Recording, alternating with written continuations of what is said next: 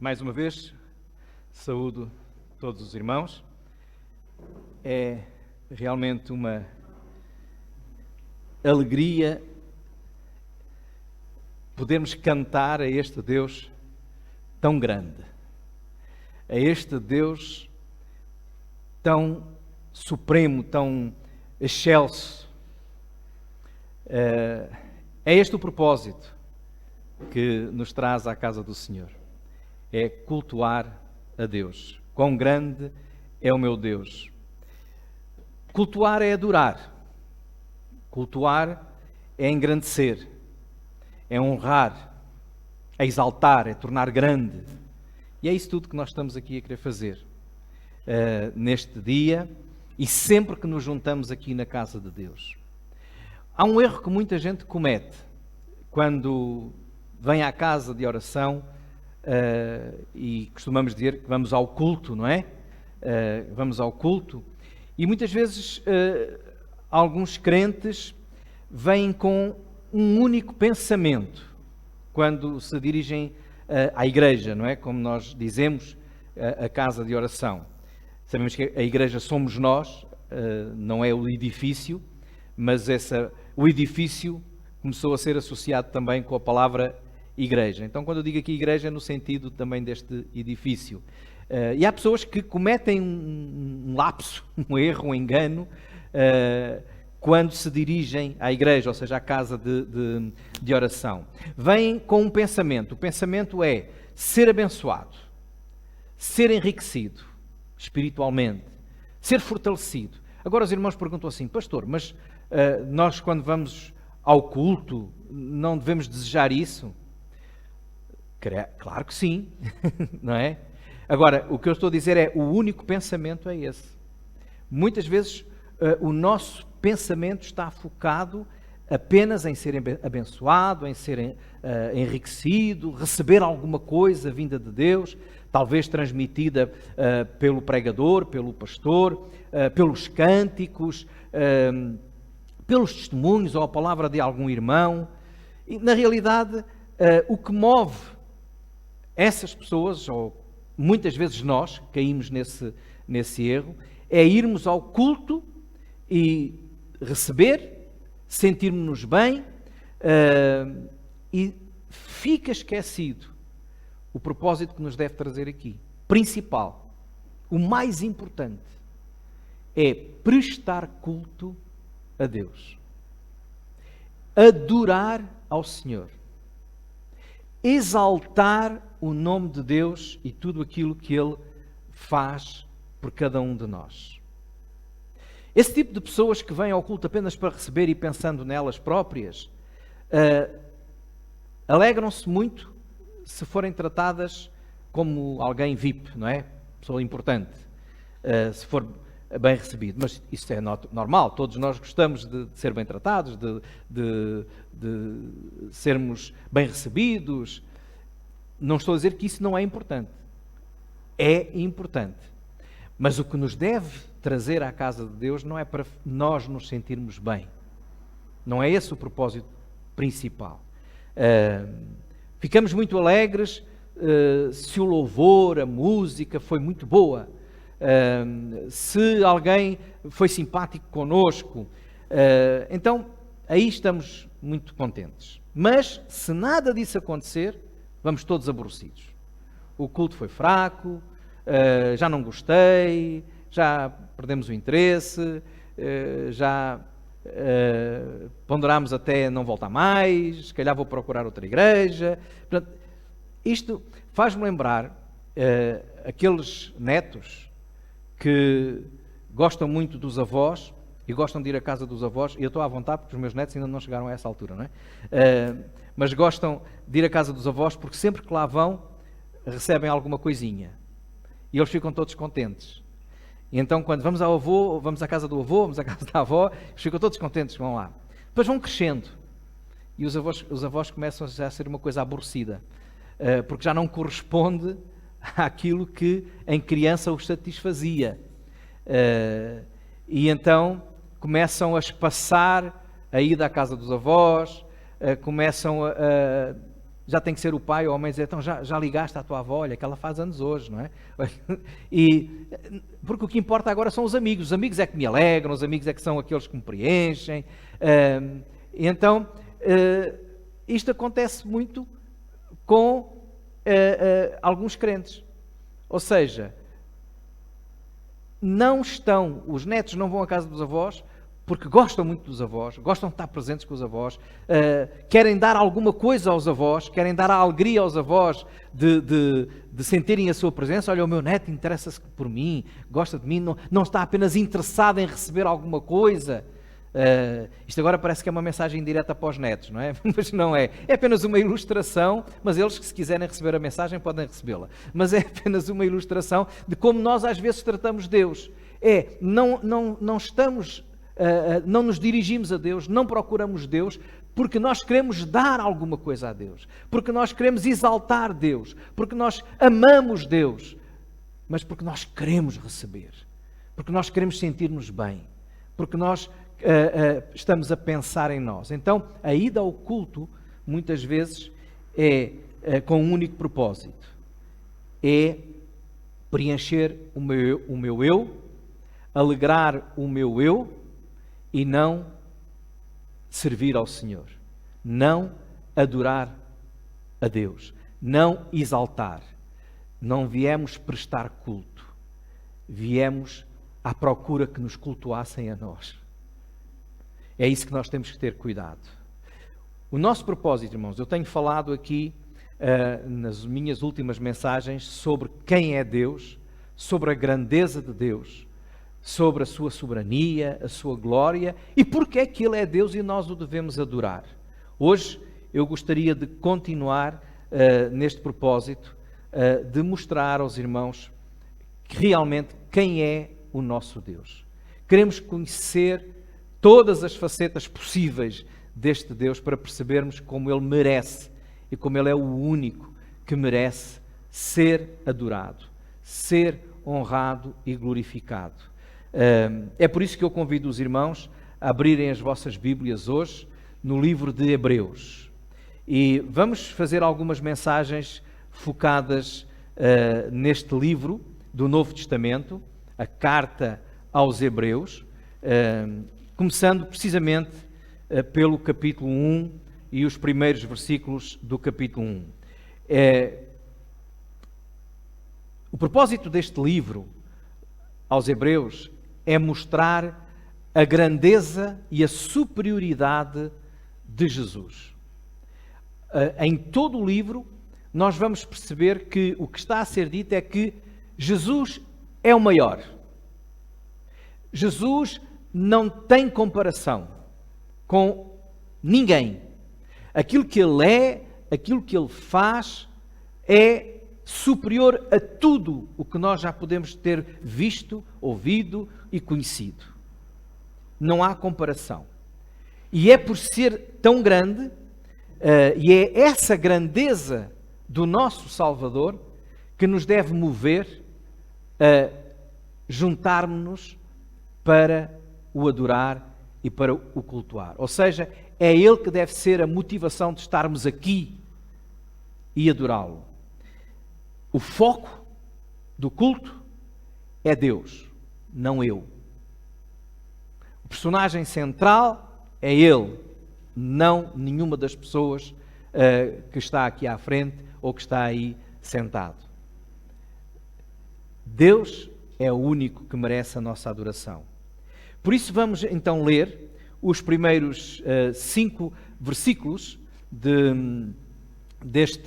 desta carta aos Hebreus, que diz assim: havendo Deus antigamente falado muitas vezes e de muitas maneiras aos pais pelos profetas, a nós falou-nos nestes últimos dias pelo Filho, a quem constituiu herdeiro de tudo, por quem fez também o mundo, o qual, sendo o resplendor da sua glória e a expressa imagem da sua pessoa, e sustentando todas as coisas pela palavra do seu poder, havendo feito por si mesmo a purificação dos nossos pecados, Assentou-se à destra da majestade nas alturas, feito tanto mais excelente do que os anjos, quanto herdou mais excelente nome do que eles.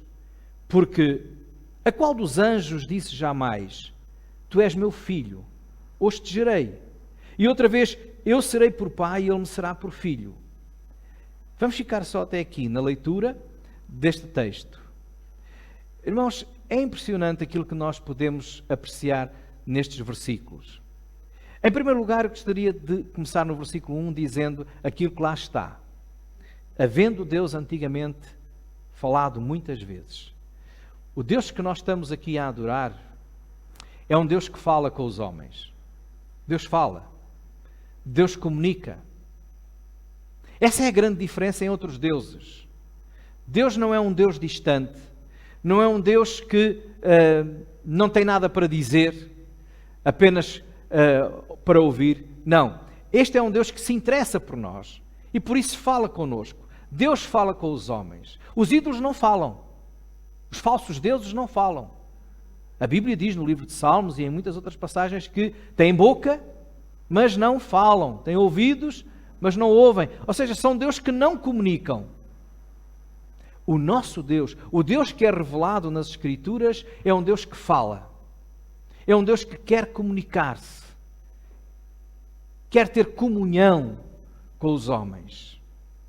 Com aqueles que Ele criou à sua imagem e semelhança. E é por isso que Deus não fala uma vez e depois não diz mais nada. O que diz o versículo é que Deus fala muitas vezes. Muitas vezes. Deus quis se revelar desde o princípio que Deus tem querido revelar-se ao homem.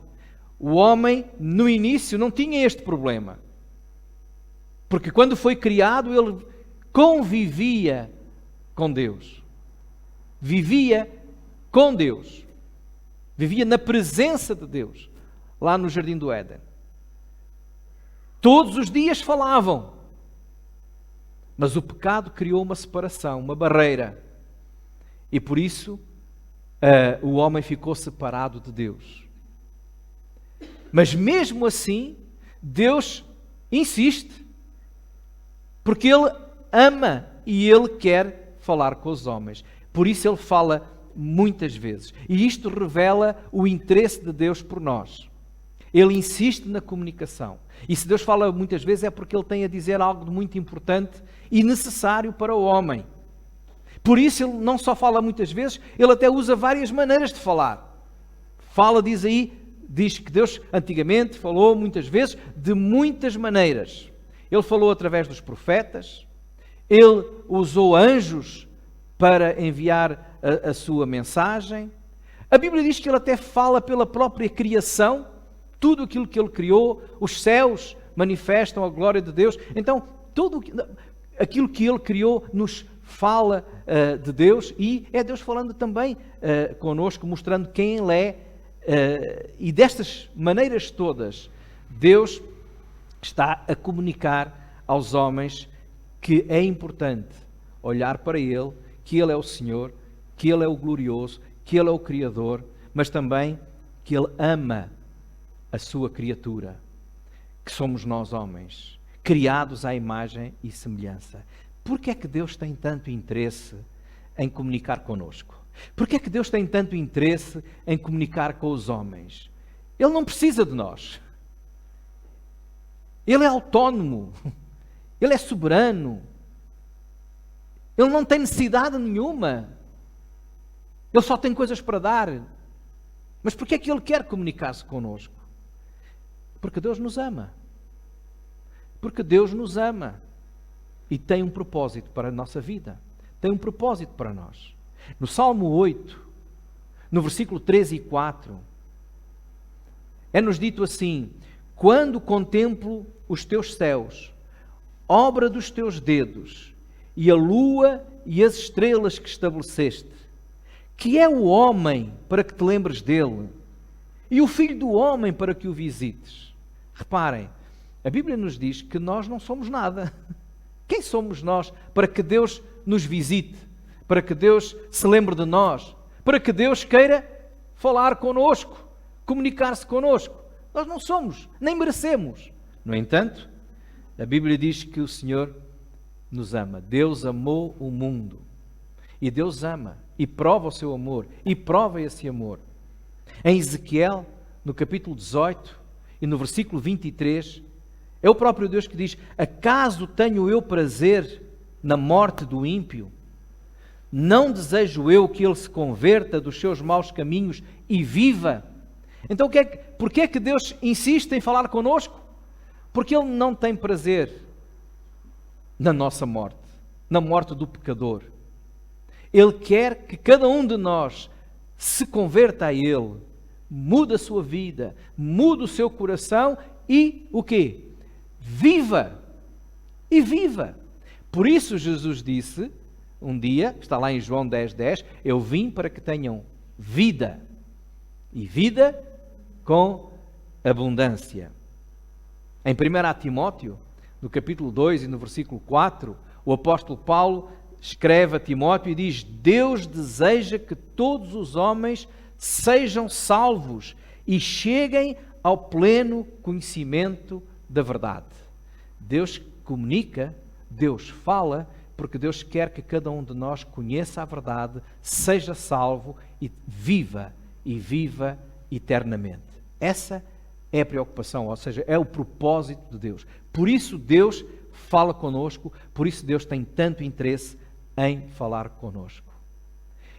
Agora, crer que Deus existe é bom, mas a Bíblia também diz que até o diabo crê, não é? É importante nós crermos não apenas que Deus existe, mas que Ele fala e que fala connosco. Porque só aquele que crê que Deus é um Deus que se comunica está disponível para ouvir. Porque se eu disser, Deus existe, mas Ele está lá no céu, está longe, Ele não tem nada para me dizer, então eu nem sequer me preocupo em ouvi-lo. Mas se eu creio que Deus fala, que Deus quer falar, que Deus quer se comunicar, então eu estou atento para ouvir. Só quem crê que Deus fala se dispõe a ouvir o que Ele diz, o que Ele quer dizer. Então, acreditas que Deus fala contigo? Acreditas que Deus quer falar contigo?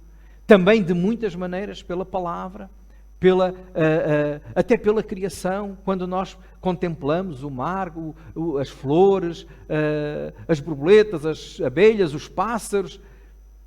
Deus está-nos a mostrar alguma coisa. A palavra de Deus, por excelência, nos revela quem Ele é.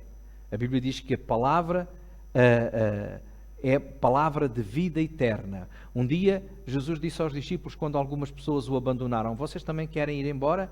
Pedro disse isto: para quem iremos nós? Se tu tens o quê? As palavras da vida eterna. Quando Deus fala, e Jesus é Deus, já iremos ver isso. Quando Deus fala, Ele traz-nos palavras de vida e de vida eterna. Portanto, num dos salmos que já lemos hoje aqui, pelo irmão Filipe, dizia: se hoje ouvires a sua voz, não endureçais o vosso coração. Sempre que Deus nos comunica alguma coisa, não vamos ficar de coração duro. Como é que ficamos de coração duro? Às vezes quando alguém, por exemplo, o pregador diz alguma coisa, expõe o que a Bíblia diz, não a opinião do pregador, não a palavra do pregador, mas a palavra de Deus, e nós ficamos duros e dizemos assim: está-me a dar uma piada, não é? Está a tentar dar-me uma indireta, e não estamos a querer receber que é Deus a falar connosco. Ou então, outra coisa que às vezes fazemos com o coração duro é pena não estar cá o meu marido. Ele é que precisava de ouvir isto, não é? Ou é pena não estar cá a minha mulher, ou o meu filho. Ele é que precisava de ouvir isto. Ou seja, coração duro. Deus não está a falar comigo. Isto é para os outros, não é? Esta mensagem é para os outros. Então estamos sempre... É tão duro que é como aquela pedra em que faz ricochete e pum, vai para o outro.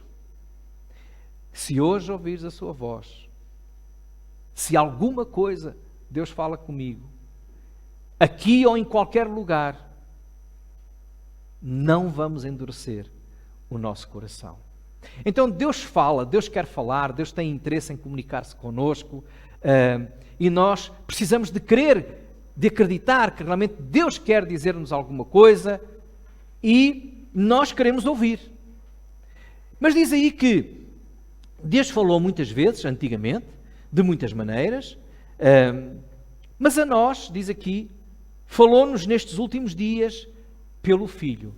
Então, Deus fala com o homem e Deus fala através do seu Filho. Fala de muitas maneiras, mas por que é que é dado aqui o destaque ao Filho? Quem é o Filho? Bom, no versículo 2 diz que ele é herdeiro de todas as coisas. Isto significa o quê? Esta expressão significa que é ele que é o dono de tudo. É a ele que pertence todas as coisas. Não pertence a mais ninguém. Pertence tudo a Jesus, ao Filho.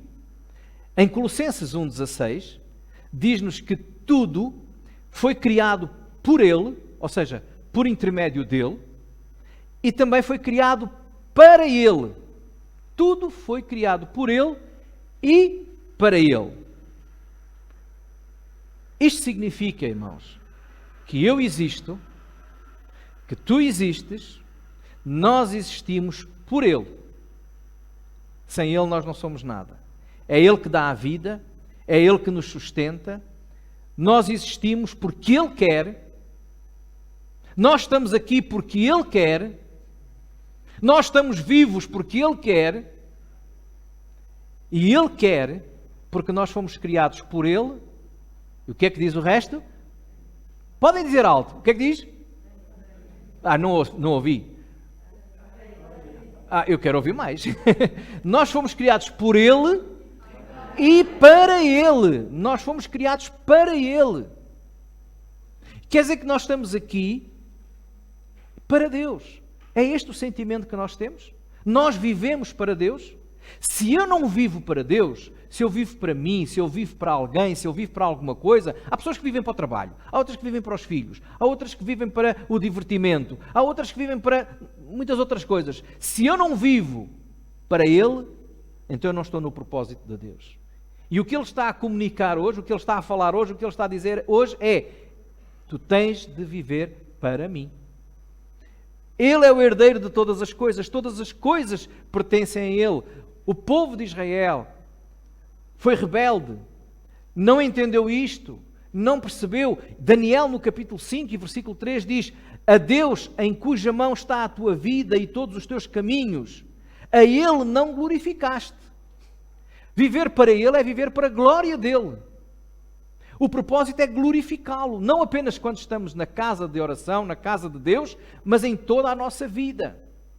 É isso que nós fazemos no trabalho, glorificar com as nossas ações, com as nossas palavras, a Ele. Ele merece e Ele precisa que nós ouçamos a sua voz para podermos, então, viver para Ele. Ele é o herdeiro de todas as coisas, é o Criador e sustentador de todas as coisas, diz lá o texto bíblico também, no versículo 2. Ele é Criador e Ele é sustentador. Sustentador é aquele que mantém. É aquele que mantém no alto, que mantém em pé. É o que dá sustentabilidade. É o que dá estabilidade e equilíbrio. E nós vivemos com estabilidade, com equilíbrio, com sustentabilidade, tudo isto porque Ele está agindo na nossa vida. É Ele. É Ele que dá o trabalho, é Ele que dá o sustento, é Ele que dá a saúde, é Ele que dá a vida, é Ele que dá tudo. Deus não abandonou a sua criação, como alguns pensam. Alguns acreditam até que Deus criou, mas criou e depois deixou. É como dar corda a um relógio, os antigos, não é? Agora já não há relógio, ainda há, mas já pouca gente usa relógios com corda. Era dar corda e depois deixar andar até. Não, Deus não fez e abandonou. Deus cuida a cada dia. Diz o versículo 2 e 3, lá de Hebreus, que Ele sustenta todas as coisas, no versículo 3, sustentando todas as coisas pela palavra do seu poder. pela palavra do seu poder. Quando eu estava a ler este versículo, eu lembrei-me, é interessante, uma palavra do Senhor é suficiente para dizer fica de pé. Uma palavra do Senhor é suficiente para levantar, para erguer. Só? Não tem que fazer mais nada? Não. Então Ele criou tudo pela palavra. Como é que Deus criou? A Bíblia diz que Ele disse, haja luz, houve luz. Produza a terra, e a terra produziu. Deus criou pela palavra, e Deus mantém e sustenta pela palavra. É Deus que diz que os planetas continuem na sua órbita. É Ele que diz, continua. Porque se Ele disser para, tudo cai. Tudo desaba. Ele mantém. Basta uma ordem sua e tudo se acaba. Então, irmãos, nós podemos confiar nele e ter esta segurança de que Ele mantém, que sustenta. Nós estamos aqui por Ele. Ou não é? Nós estamos aqui por Ele, mas também estamos aqui para Ele, para o glorificar e para o exaltar. Quem é este Filho? É herdeiro, é criador, é sustentador. Ele diz, o versículo 3 também, é o resplendor da sua glória. Em João capítulo 1, versículo 14, quando diz que Deus, o Verbo, a palavra logos, pode ser traduzida por palavra, fez-se carne e habitou entre nós. João 1,14. E depois diz o quê? E vimos a sua glória, como a glória do unigênito do Pai. Paulo diz em Colossenses capítulo 2 e versículo 9, que em Jesus, nele habita corporalmente toda a plenitude de Deus. Ele é o próprio Deus. Vimos a sua glória, porque Ele é a expressa imagem de Deus. O versículo 3 diz a mesma coisa. A expressa imagem de Deus. Significa isso que Ele é a expressão exata do próprio Deus. Há muitas pessoas hoje que acreditam em Jesus, mas não acreditam que Ele é Deus. Que Ele e o Pai são o mesmo, são um. Essa é uma fé que não é fé verdadeira, a fé que Ele espera que se tenha. Por isso eles não o honram como Deus, mas a glória e a exaltação deve ser dada ao Filho como sendo o próprio Deus. Ele é a expressão exata da imagem de Deus. Ele partilha com o Pai a mesma natureza, a mesma divindade, a mesma glória e é merecedor da mesma glória. Nós não lemos o versículo 8, mas os irmãos reparem o que é que o próprio Pai diz do Filho no versículo 8. Do Filho diz, ó Deus, o teu trono subsiste pelos séculos dos séculos. Cetro de equidade é o cetro do teu reino. Qual é o nome que o Pai dá ao Filho? Deus. Ó Deus. Este Jesus que nós estamos aqui a servir, a adorar, a glorificar, é o próprio Deus. Diz ainda aí que Ele é o purificador dos pecados. É aquele que limpa a tua vida, que transforma a tua vida, que renova a tua vida. O pecado é o grande problema, é o grande impedimento para a comunhão, para a comunicação com Deus. É a barreira, mas é a barreira que, quando Ele foi à cruz, foi quebrada.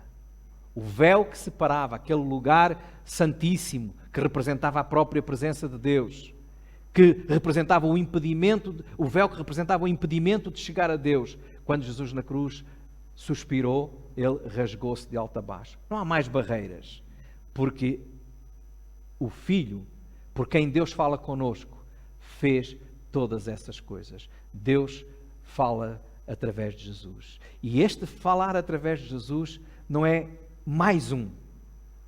Reparem que o texto começou. Deus antigamente falou muitas vezes. Falou de muitas maneiras. E nós sabemos como é que Deus falou de muitas maneiras, não é? Já dissemos. E diz, e agora, nos últimos dias, falou-nos pelo seu Filho. Mas isto não significa que Jesus é mais uma maneira de Deus comunicar. Não. é a melhor maneira. Deus fala pelo seu Filho, e Jesus é a maior e melhor revelação de Deus, porque Ele é o próprio Deus, estando connosco. Nos últimos dias, algumas Bíblias também traduzem e por último, ou por fim. Isto quer dizer que Jesus não é somente a revelação máxima de Deus, como Ele é o clímax, o ponto mais alto dessa mesma revelação. Depois de Jesus, tudo o que for dito não acrescenta mais nada. Depois de Jesus, tudo o que vier não é nada. É pouquinho.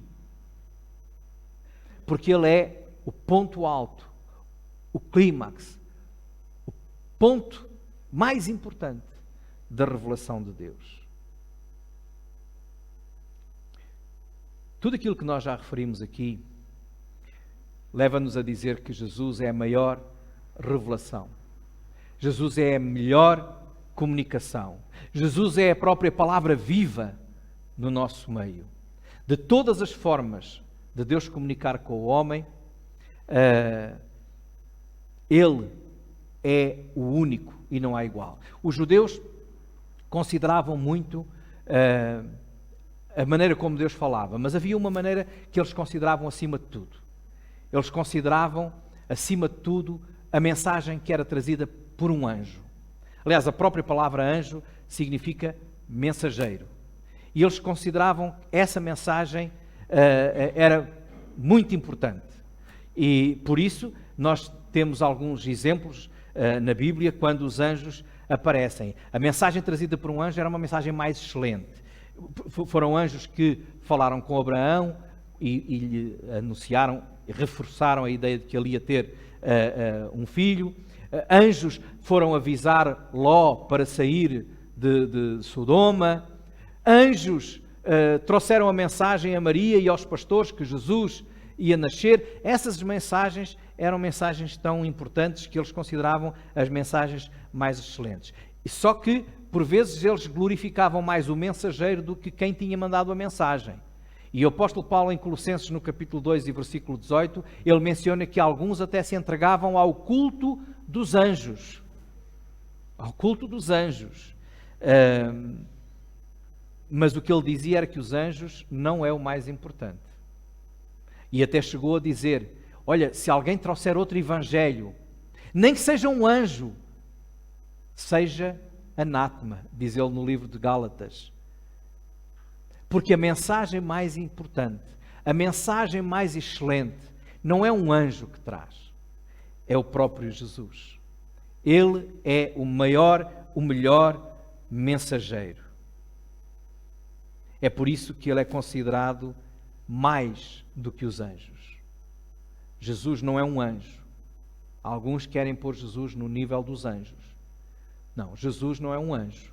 Nós estamos a viver tempos em que algumas pessoas consideram muitos anjos, essas entidades que eles dizem que lhes trazem mensagens, os anjos que cuidam deles, o meu anjinho, não é? E tem os anjinhos lá em casa, isso é idolatria.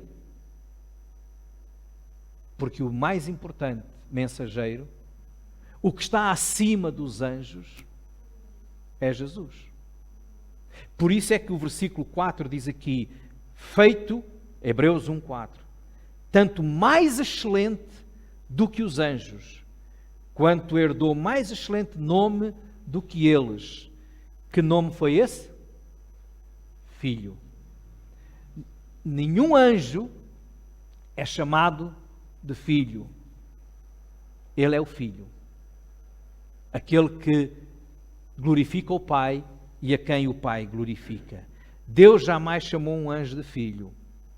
Mais excelente posição. O versículo 8, que já aqui falámos, quando ele diz, ó Deus, o teu trono. Quando Deus se refere ao Filho, Deus o considera o próprio Deus. O versículo 6 diz, quando introduz no mundo o primogênito, ou seja, o Filho, ele diz, todos os anjos de Deus façam o quê? O adorem. Todos os anjos o adorem.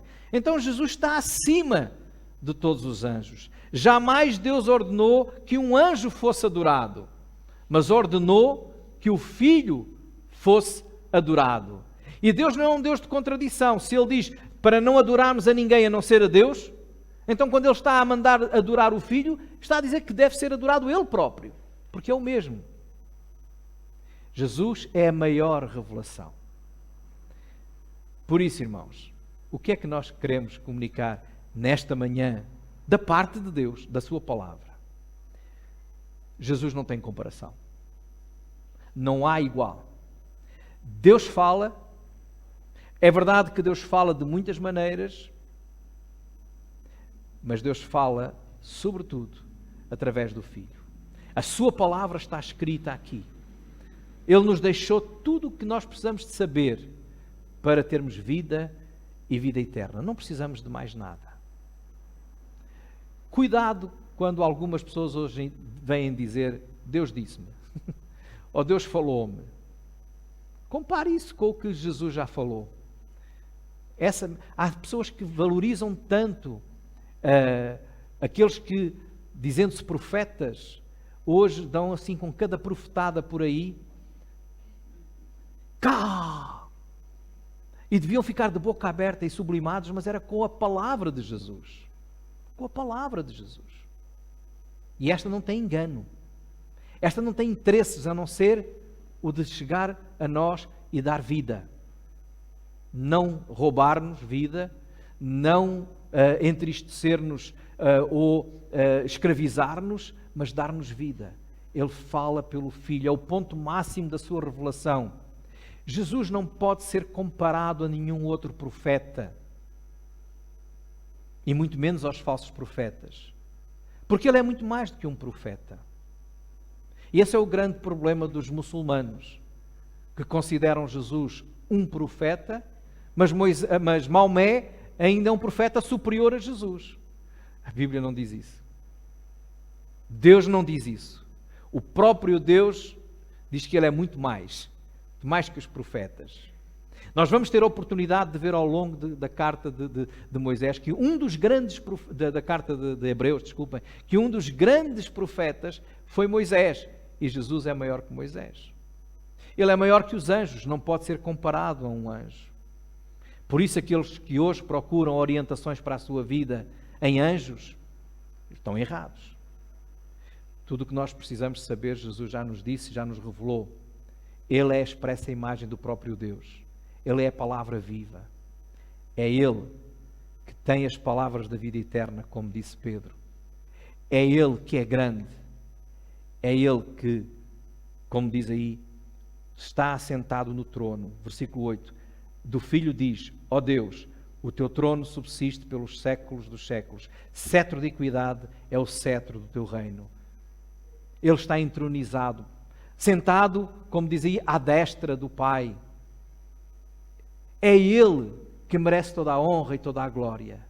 Por isso, meus irmãos, quando nós nos dirigimos à casa do Senhor, quando nós chegamos aqui, é claro, tal como eu, também vocês, gostam de estar num ambiente alegre, bem disposto, de sermos bem recebidos, de receber alguma coisa vinda de Deus também, alegrar-nos com a sua palavra, mas o foco da nossa estadia aqui, ou da nossa presença aqui, deve ser Deus. É Ele que merece toda a honra, toda a glória, toda a exaltação. O meu desafio, irmãos, é que continuemos a buscar ao Senhor, a buscar ouvir o Senhor, para melhor honrarmos e glorificarmos o seu nome. Nós vamos continuar a falar sobre Hebreus. Próxima 2 a 15 dias, quando estiver eu aqui a falar, iremos continuar no livro de Hebreus. E como os irmãos repararam, neste texto, Jesus é comparado, ou melhor, é feita uma comparação, sim, com os anjos, mas para mostrar que os anjos nada são em relação a Jesus. Mas o que é que são os anjos? A próxima mensagem nossa vai ser sobre os anjos. O que são, quem são e o que fazem. E não para exaltar anjos, mas para mostrar que eles são servos do nosso Deus. Que o Senhor vos abençoe.